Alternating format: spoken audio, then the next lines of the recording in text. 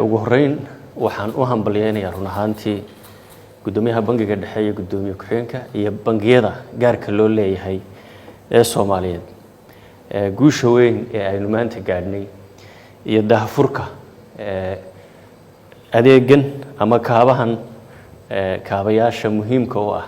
adeegyada qaran ahaan aynu bixinayno kamid ah haddaan anigu 4 sanadood iyo dib u eego 2017 markaanu dib habeynta dhaqaalaha dardargelinteeda bilownay xukuumad ahaan gudida dhaqaalaha labada wasiir iyo Cabdiraxmaan Ogaaga xiriiriyaha xagga dhaqaalaha advisorka ugu weyn oo ah la taliya halkaanu ka soo bilownay yani shaqooyin fara badan oo dalku soo qabtay waa jirtay run ahaantii laakiin maalinta 2017 dib habeynta dhaqaalaha halkan ka soo bilownay iyo halka maanta ay marayso waxaad markaa dib u eegta arkaysaa Soomaaliya tallaabo ayar marba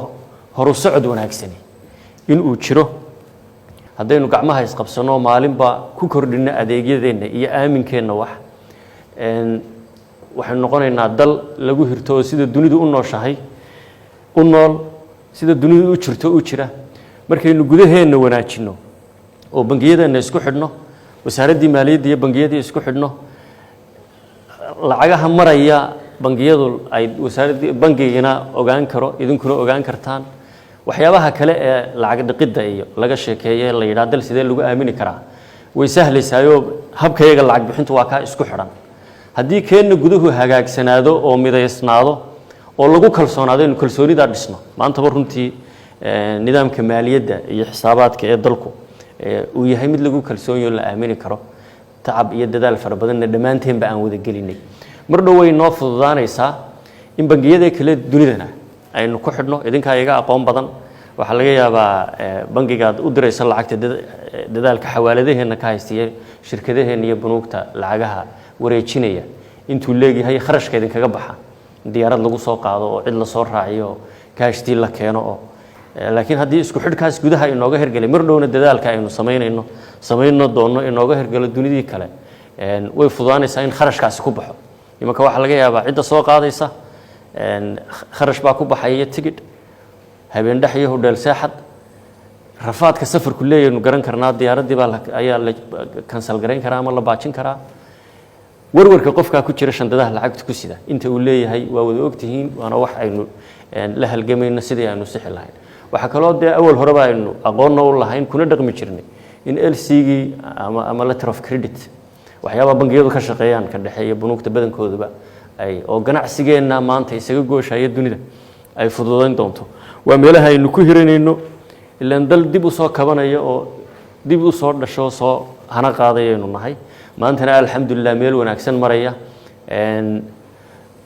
horumar fiican ilaa hadda run ahaantii ilaa intii dawlad dhiska Soomaaliya dib aynu u bilownay 2000 ilaa hadda wax wanaagsan inoo qabsoomeen haddii qofku maskaxda runtii ka shaqaysiiyo uu yiraahdo bal 19 burburkii dalka iyo ilaa 2000 halkii la joogay 2012 halkii la joogay 2012 ilaa 2020 halkii la joogay bal qiime ama dib sawir uga qaado wuxuu arkayaa inaynu dib u soo kabanayno way iska jirayaan dunida oo dhan bay taxadiyaan ama caqabado ka hor imanaya nololeed mararka qaarna dhinaca siyaasadda ha noqoto mararka qaarna dhinaca bulshada ha noqoto dunidiiba hadda waxa wareeriyay wax coronavirus la yiraahdo marba wajh cusub yeelanayo ilaahay dunida ku xidhxaamay kuwii ugu xooga waaweynaya awoodda isbidayayna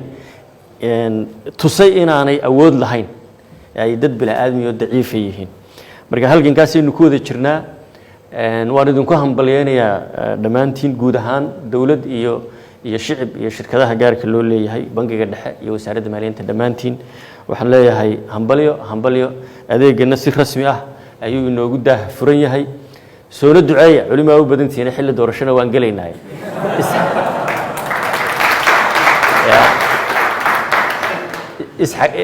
hadda isxagxagashada aad maqashaan anuu reer Hargeysa ahayno ganacsiga dhinacyadan la lahayn dadka reer waqooyiga waa dad hadal badan oo qayladooda la maqlo ma ogtahay dabeedna sawaxankii saylada Hargeysa nin ka yaabo markuu reerkii dib ugu noqday